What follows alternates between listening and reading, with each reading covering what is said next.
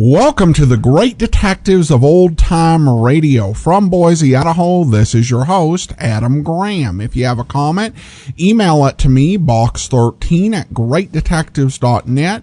Follow us on Twitter at Radio Detectives and become one of our friends on Facebook. Facebook.com/Radio Detectives. Today's program is brought to you by the financial support of our listeners. You can support the show on a one-time basis over at support.greatdetectives.net. You can also send a donation with the Zelle app to box13@greatdetectives.net. or mail in a donation to Adam Graham, P.O. Box 15913, Boise, Idaho 83715. And I want to thank Will so much for sending along a one-time donation. Thank you so much for your support. In addition to one-time donations, you can also send in a recurring donation of as little as $2 per month. And when you do that, you also will receive a special monthly letter I send out to my patrons, giving them a heads up on some of the things that are going to be happening on the Great Detectives of Old Time Radio, as well as a few little personal updates. And you get more of a heads up that way. Just go to patreon.greatdetectives.net. Also, over at greatdetectives.net this weekend, check out my review of more of Poirot's finest cases. It's another collection of Poirot audio dramas starring John Moffat from the BBC, and I'll let you know what I think of this latest set. You can get all of my reviews automatically delivered to your Kindle, and you can try that service out free for 2 weeks. All right, well, now it's time for today's episode of Dragnet. The original air date, October the 13th of 1953. This one is The Big Plea.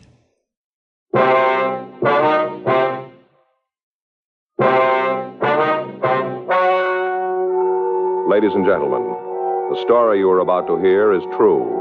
The names have been changed to protect the innocents.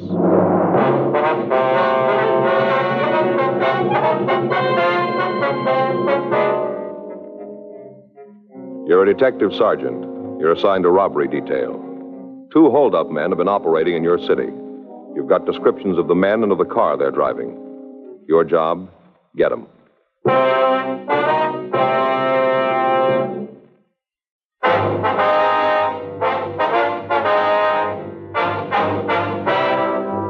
Dragnet, the documented drama of an actual crime. For the next 30 minutes, in cooperation with the Los Angeles Police Department, you will travel step by step on the side of the law through an actual case transcribed from official police files. From beginning to end, from crime to punishment, Dragnet is the story of your police force in action.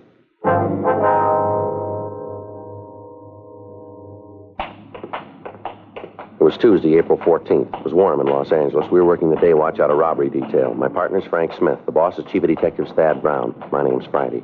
We were on our way out from the office, and it was 10:46 a.m. when we got to the corner of Calhoun Street and Van Nuys Boulevard. The Universal Hobby Shop. Yes, sir. What can I do for you? We'd like to see Stanley McGowan, please. Oh, Stan's not in right now. Anything I can do for you? When do you expect him? He shouldn't be long. He just went out for some coffee. Hey, sure there's nothing I can do? No, sir. You know where he went? No, I don't. Probably up the street. He'll be right back, though, if you want to wait. All right, fine. Pull up a couple of those stools. Make yourself comfortable. Thank you. You mind if I go ahead with this? I'd like to get it finished this afternoon. No, sir. You go right ahead. Pretty jazzy deals. You seen them? What's that? These boat models. Put them in a bottle. Oh, yeah. Mm-hmm. This is a new one. Just came in. Take a look. Jean Lafitte's boat. Pretty, isn't it? How's that? Lafitte, the pirate, you know. Oh, yeah. How do you get it inside the bottle? Well, the bottle comes in 2 halves. It's cut apart lengthwise. You put the boat in and glue the halves together. There are a couple all finished over there. Look pretty good. Mm-hmm. How long's McGowan been working here? Oh, I guess it's been about 6 months, around in there. You guys friends of his? We want to talk to him. Oh. That's funny about him. What's that? Well, he doesn't seem to have any close friends. Hey, you know, like you could call up and ask a favor from. Never hear him talk about anybody like that. You ever seen any of his associates? Oh, a couple of times when we get ready to close up, there might be a guy waiting for Stan. Most of the time he plays a single, though. I've tried a couple of times to get him out, you know, stop at the bar on the way home, have a couple of drinks. Stan won't have any part of it, plays it single. If you have a car, would you know? Not that I've ever seen. Say, will you hand me that gold paint over there? Yeah, sure. This one? No, the small one there. Yeah, that's right. Here you are. Ah, thanks. A little bit of this goes a long way. Touch up the tops of the mast here, and she'll be ready to rig. And these friends of his that pick him up, what kind of car do they drive? What are all these questions for? Who are you guys? Police officers. This is Frank Smith. My name's Friday. Cops. Well, what do you want with Stan? He done something? We just want to talk to him. I sure hope it isn't anything serious. I'd sure hate to lose Stan. Is that so? Yeah, he's one of the best riggers we've ever had. There's a couple of his models over there. Take a look. That one in the case, $150, old Ironsides. One of the best boats we've turned out. Stan did that. Sure got a steady hand. And that's what it takes when it comes to rigging, steady hand. Want to go out now, Rudy? Yeah, in a minute. A couple of fellas here want to talk to you. You want to see me? Your name's Stanley McGowan? Yeah, that's right. What's this about? They're cops, Stan. Yeah? This is Frank Smith. My name's Friday. I'd like to talk to you, McGowan. You sure? What about? Might be better if we went out to the car, huh? Make no difference to me. You fellas stay here. I'll go out for some coffee. All right, thank you. Bring you back some? No. No, thanks. I won't be long. Okay.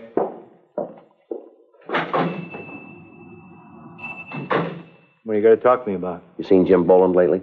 No, I haven't. When did you see him last? A couple months ago. Why? Where'd you see him?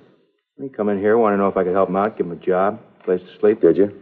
No, I told him he could bunk at my place for a couple of days till he got squared away. Nothing I could do about a job. Why'd he come to you? I don't know. I met him at Q. Didn't have much to do with him. Hey, why'd you guys come to me? What makes you think I might be running with him? We didn't say you were.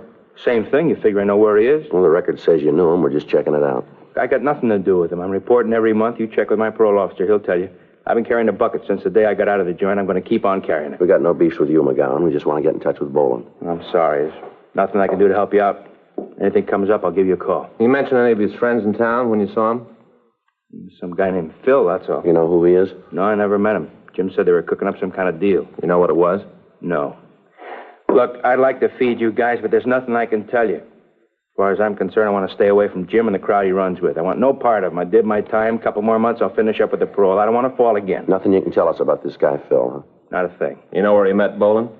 Seems like Jim mentioned it. I think it was some bar down on West 7th. It's just a guess, though. I couldn't back it. You know if Phil drove a car? Yeah. You know what kind? It seems like it was a Lincoln, a late model sedan. How about the color? It was dark. I saw it once when he came by to pick up Jim. It was nighttime. I couldn't tell too good. It was just a dark color. Where was this? My place? I told you Jim bunked with me a couple of days right after he got in town. He just said you offered to let him stay with you, is that right? Well, same thing. Anyway, he was only there a couple of days. Say where he was going? No, I didn't see him. Him and me had a beef about how he wasn't looking for a job. He used to sit around all day reading magazines. We finally had a fight about it. I told him to get out. Wanted no part of him. I came home that night. He was gone. I haven't seen him since. I don't much want to either. Mm-hmm. Look, what are you after him for? What's he done? Just want to talk to him. He got a piece of these market jobs around town? Why do you ask that? Sounds like Jim, the way he works. I just figured maybe it was him. You checked the board. He violating parole? They tell us he hasn't shown up for 3 weeks. That's too bad. Kind of figured maybe he'd swing it this time. How do you mean? A couple of times up in the joint, we'd get to talking. He said he finally learned it. Figured out there was no way to beat it. Said if he got his parole, he's going to stick by it. Get a job, carry a bucket. Too bad. Mm-hmm. All that talk, I really believed he meant it. So did the parole board. 6 weeks before, on March 3rd, the manager of a large supermarket had arrived at work. When he opened the front door, he found that a customer had followed him into the building. When the manager told the person that the store wasn't open for business yet, the man had drawn a gun and demanded that the safe be opened. The manager complied, and after taking $1,400 from the safe, the thief had fled. The manager was able to give us a good description of the hold-up man and an accurate description of his car. He was unable to give us the license number, and he could tell us little about the man who remained in the car. Immediate broadcasts were gotten out on the thieves, but they'd apparently made good their escape. On March 12th, the procedure was repeated. Again, we were able to get good descriptions, but we were unable to come up with the suspects. In the following 4 weeks, the thieves hit 5 more times. Each time, the M.O. employed was the same. The descriptions from each of the victims tallied with those that we'd already gotten. The description of the car was the same. This information was turned over to the stats office for compilation. Their findings listed 14 possible suspects. The packages of these men were pulled from R&I, and the mugshots were shown to the victims. In each instance, one picture was picked as bearing a close resemblance to the hold-up man.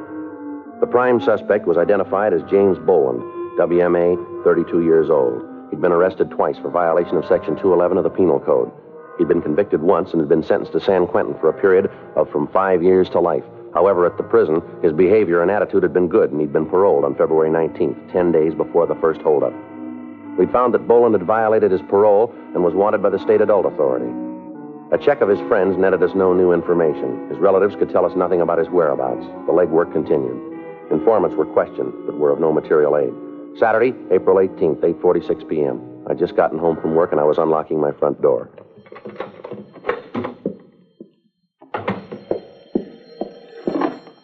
Hello? Oh, yeah, Dave. Yeah, well, I just got it. When was that? Yeah, I guess so. Yeah. I'll have to call my partner. Right. Yeah, where? Yeah, I know where that is. Well, let's see. It's 8:47 now. It'll take us about, 15, 20 minutes. Right. Okay, we'll see you there. Yeah, sure. Bye.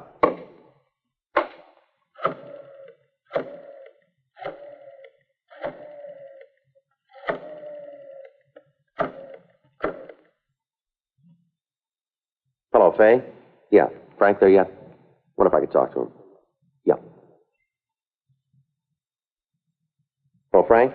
I just got a call from Dave Hyde. Yeah. Says he wants to see us right away. Bar down on 6th Street. Yeah. No, all the way downstairs. Okay. What? Yeah. No, he says he knows where we can find Jim Boland. 10 minutes later, Frank picked me up and we drove down to the cocktail lounge that our informant, David Hyde, had picked as a meeting place.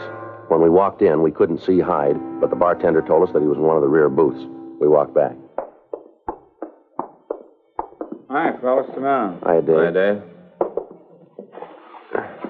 What do you got for us? Lousy bum. All the things I did for him. All the things, and now he's got a chance to settle up, and he says he's having no part of me. You talking about Boland? Boland, what a bum. All I've done for him, this is the way he pays me back. Boy, you just wait till I spread the word around. There won't be anybody in town who'll have anything to do with him. He's through in this town. THREW. All right, Dave. Settle down and give us the word. Where'd you see him? Bar over on 7th. Big man now. Got a roll. Looks like a branch of Fort Knox. A lot of money, but he's too good for his old friends. Too good. Say, how about you fellas popping for a drink for a pal, huh? How about it? You've had enough. Come on. Why don't you see Boland? Just this morning, big man. Got good clothes, driving a big car. Asked him for a loan, just to get squared away, pick up a couple of tabs I got around town. Just see me over the hump. You know what kind of car he's driving? Yeah, big Lincoln. Brand new. Got red leather trim on the seats. Even got one of those seats that goes up and down, but he can't give a pal a helping hand. I spread this word around town. He's really finished. Ain't a guy in town to touch him with a 12-foot pole or a real darb, You know where he's living? Nah, I don't know. Probably got a house out in Bel Air. It looks like he can afford it. Who's he running with, you know? Yeah, some guy who's lighting cigarettes. What's that? Some guy who lights his cigarettes all the time. Supposed to be some gun from the East. Thinks he's such a big shot. The cheap kind, you know. Kind of guy who has his suits cut so as you can see they're carrying a gun. You know, cheap. You know this fella's name? A couple of times I heard old Jim call him Phil. Phil something, I don't know. A real darb. Hey, fellas, how about a drink? I'm feeling real bad. You still on H? Oh, no, I swear to you. I haven't had a pop in a long time. I'm trying to get off this stuff. Figured if I could get drunk enough, it wouldn't be so bad. Rough go. Come on, how about a drink? You've had enough, Dave. You know if Boland's carrying a gun? I don't know for sure. I didn't see one. This darb Phil's got one. Got his coat cut so as you can see it. Real cheap, small time. You want to show us where you saw Boland? I'll take you there if I have to carry you on my back. What a way to treat a friend. All the times I've helped him when he's had a bad yen, and now he treats me this way. Real dog in a manger. I got a lot of friends in this town, a lot of buddies. Word gets out about Jim, he's finished. Miserable bum. I think about the rough times him and me had together. I get ill. I-L. All right, let's go. If you nail him, you going back to the joint? Suppose so. How long are they going to give him? It's up to the court. Ain't a court in the world that'll give that bum what he's got coming. All I want to see is that he gets it good. I want to see him turn the key and lose it after what he did to me. I'll tell you something else, too. Yeah, what's that? He's building a big habit. Is he hooked? He ain't chipping with it. I bet money he's shooting 4 or 5 caps a day. That much easy. You sure about that? Well, why'd I lie to you? What reason I got to lie? All right, Hyde, let's go. Hey, how about a quick belt before we go, huh? I'm feeling rocky. Just a quick one. Let's pick up Boland first, then we'll see what we can do for you. Yeah, then you'll take care of it, huh? We'll see. Yeah, just so he gets his every pound. Can't wait to see the look on his face when he finds out the whistle's been blown. Oh, I can't wait. Neither can we. Let's go. 9:13 p.m. Hyde, Frank, and I drove over to West 7th Street. Our informant pointed out the bar where he'd seen the suspect, Boland. He told us that when he'd seen him last, Boland said that he'd be in the bar that night. We called the office and told them where we were, and then we went into the place. Boland wasn't there, but the bartender said that he was expected. The three of us sat down in a booth at the rear of the place, and we ordered black coffee for our informant. We waited. 9:30 p.m. 10. 10:30. There he is, coming in now. When you saw him this morning, did he say this guy Phil was going to be here? No, not to me. How about it, Joe? You better get out of here, Dave. Use the side door, will you? Yeah. We'll check with you later. All right, let's go. Boland? What? You Jim Boland? What do you want? Police officers, you're under arrest. All right, Boland, come on, get up. Come on your feet. Stand still. He's clean, Joe. What's going on? What are you pulling a deal like this for? I didn't cause any trouble. All right, come on, let's go. Somebody blew the whistle on me. Somebody did. I'm going to find out, and I'm going to get to him. I swear I'll get to him. Where's Phil? Huh? Phil, where is he? I don't know what you're talking about. All right, Boland, let's go. Listen, you tell whoever it was blew the whistle they better start looking for a place to hide, because I'm going to get to him if it's the last thing I do. You called it. What? It might be.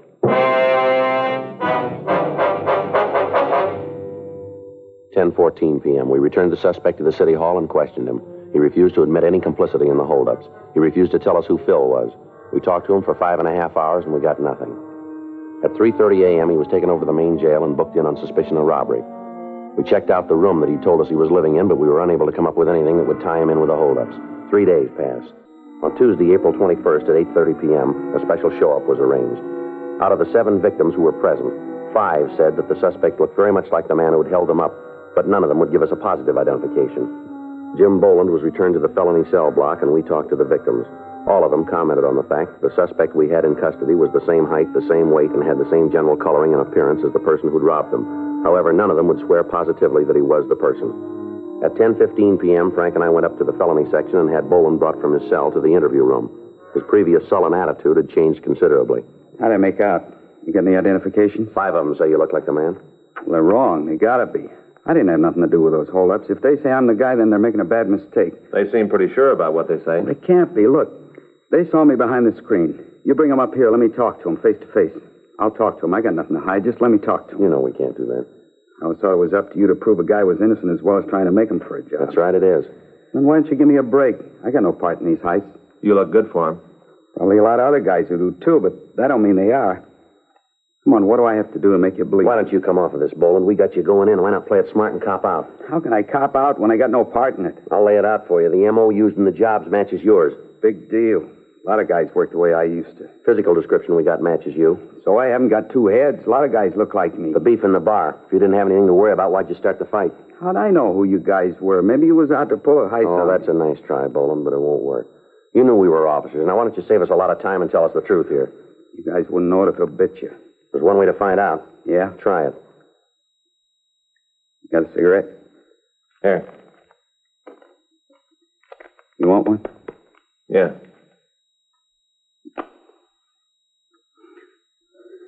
Okay. I'll level with you. I figured you was after me for PV. I didn't have any idea about the 211 rap. That why you started the fight? I swear it is. How about the money you got? Where'd it come from? I got real lucky with a pair of dice. You expect us to believe that? That's the way things are. Where'd you hit the luck? I can't tell you that. It wouldn't help any. Give you an alibi. Either you believe it or you don't. That's the way it was. I'm trying to level with you. We got a rumble that you're back on H. Now, how about that? Where'd you hear that? We heard it. Yeah. Well, you tell them I haven't had a pop in over 4 years. Not since I went up to the joint. How about this Lincoln you're driving? Don't belong to me. Who owns it? Phil? Now we're back to that. You're going to tell us who Phil is? Listen, the guy's a friend of mine. I don't want to bring nothing down on him. He's leaving you way out in the cold. I suppose so. Well, if I tell you, he won't know, will he? Not from us. Okay. Name's Phil Spence. How well do you know him? Say hello to, buy him a drink, that's all. It's not the way we get it. I don't care how you get it. That's the way it is. This Spence, he ever fallen? I hear yes. What for? 211 ADW. Where? Here, California. He on parole? No, he got out clean. At least that's the way I hear it. You know where we can pick him up? I told you I buy him a beer once in a while. I don't pay his rent. You're the one who said you wanted to go down the middle. All right, but I'm giving it to you that way. I don't know where his pad is. Does he work for a living? I don't know. I never heard him talk about a job. You know who he runs with? Some guy named Ed. You ever see him? No. Know where he can be reached? Sometimes I hang around the bar where you picked me up. How about it, fellas? You're going to buy this story? Yeah, we'll check it out. I swear it, I got no part in it. Sure, you got me cold for PV. I know I got to go back for that, but I want nothing to do with the rest. We'll check it out. You do that. You'll find out what I said's the truth. You willing to identify these two other guys for us? How do you mean? Check over some mugs? Sure, just as long as you believe me. We'll see. You won't regret it.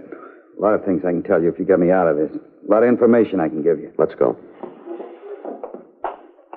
You're going to give me a break, huh? We'll check it. Say, either one of you guys got some extra butts? I'm out. Yeah, here, take these. Thanks. Anything else you need? Not unless you can fix it for me to shave. We'll talk to the jailer about it. Beard's starting to itch. I'd like to get it off. We'll see what we can do. You going to start checking my story now? That's right. You go to work on it. You'll find out. Yeah, sure. I'll pay you back. Just believe me, I'll pay you back.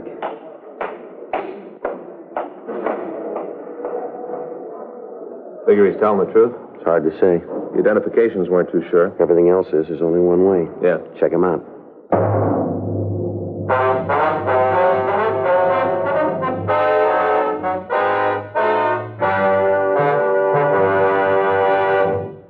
You are listening to Dragnet, the authentic story of your police force in action.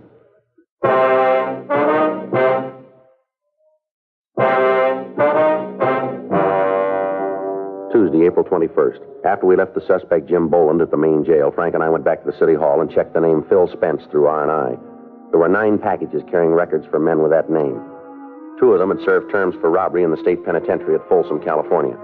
We got off communications to George Brereton up at Sacramento and to Washington, requesting information on known criminals having that name. 12:30 a.m. We went back to the jail and had Boland brought from his cell. We showed him the mug shots from the packages we had, but he failed to give us an identification. We talked to him about Phil Spence. He gave us all of the information he could about the missing suspect's habits. At this point, we were still not sure that Boland wasn't implicated in the holdups, but we had to check out what facts we had. The one point which seemed to verify Boland's story was that the victims were unable to give a positive identification of him. 1:30 a.m., we went back to the office and checked out for the night. The following morning, Wednesday, April 22nd, we started to recheck Boland's story of his movements during the times of the holdups. Upon re-questioning some of the witnesses, we found that they weren't as sure as they had been of the facts. That afternoon, we got a kickback from Sacramento. It contained 3 more possibles. CII said that they were sending us mugshots of the men by airmail special delivery. Boland gave us a list of places Spence was known to frequent. We came up with the name of a girl that the suspect was known to see from time to time. We got the address and we went out to talk to her.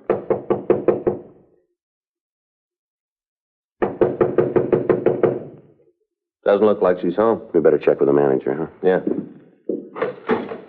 Yeah? You Jane Schofield? Why? We'd like to see her. Who are you? Police officers. Come in. I'm her. What do you want? I'd like to ask you a few questions. Oh, I figured that. Move some of those clothes and sit down. Can I get you anything? Drink, maybe? No, ma'am. thanks. Thank you. All right. What do you want to talk about? How long has it been since you've seen Phil Spence? Who says I know him? We understand you know him pretty well. I've gone out with him a couple of times. That's the end of it. When'd you see him last? A couple of days ago. Monday night, I think. You know where he is now? No. You know where he lives? Some hotel over on Flower. You know the name of the place? No. You ever been there? No. You know what Spence does for a living? I don't know. Got some kind of a job, I guess. He ever talk to you about what he does? I told you I'd just been out with him a couple of times. I didn't ask for his birth certificate. I just said I'd go out with him. What are all these questions about anyway? What do you want to talk to Phil about? It's a personal matter. What kind of trouble is he in now? You been in trouble before? I don't know. Just with you cops around, must be something he's done. Spence got any close friends that you know of? Couple. You know who they are? One of them is a guy named Jim something. How about the rest?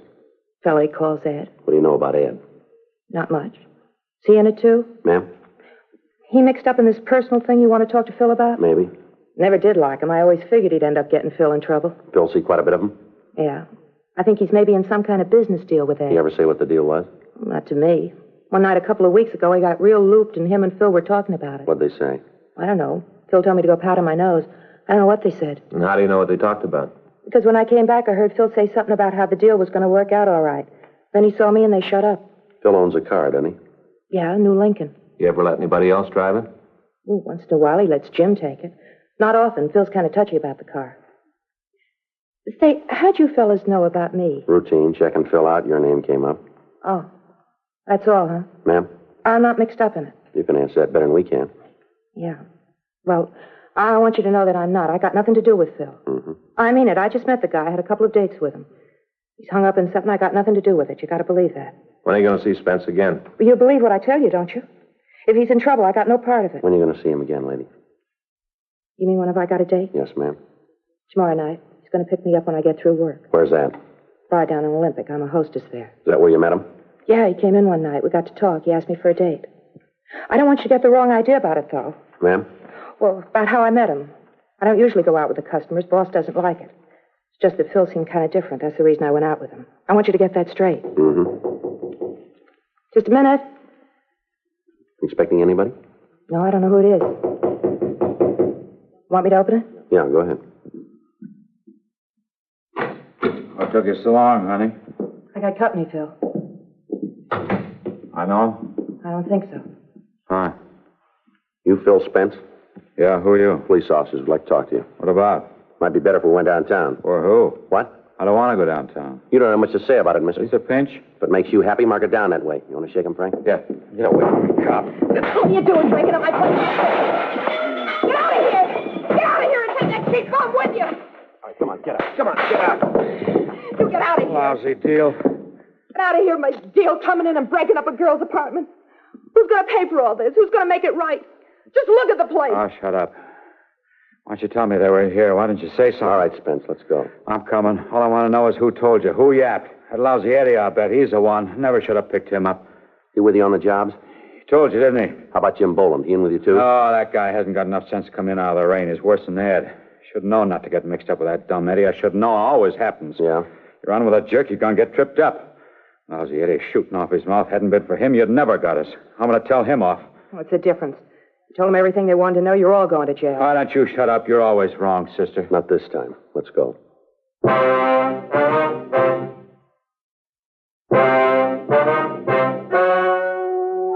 The story you have just heard is true. The names were changed to protect the innocent. On August 13th, trial was held in Department 92 of Superior Court of the State of California in and for the County of Los Angeles. In a moment, the results of that trial.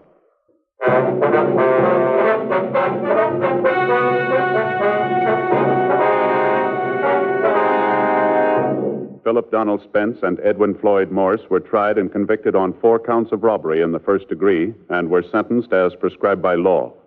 Robbery in the first degree is punishable by imprisonment in the state penitentiary for a period of not less than 5 years. Jim Nathan Boland was released to the state adult authority for action on violation of his parole. He was returned to San Quentin for the balance of his original term.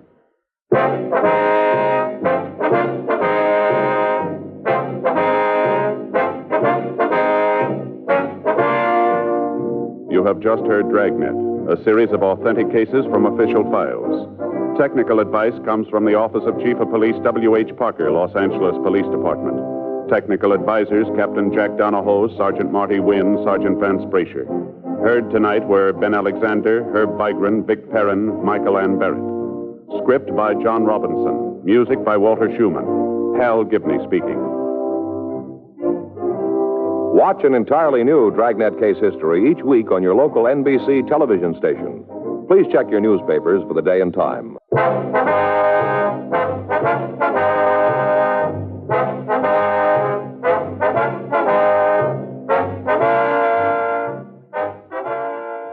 Hear Frank Sinatra as Rocky Fortune tonight on the NBC Radio Network.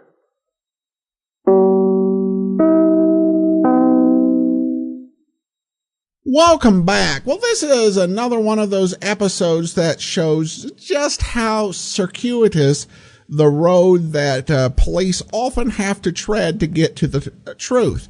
It's not a straight from point A to point B finding of the perpetrator, but rather going through a lot of different leads to get to the perpetrator. So it's not like, oh yeah, we know who the guy is. It's like, well, we don't know who the guy is, but we know a guy who knows a guy who may know the guy.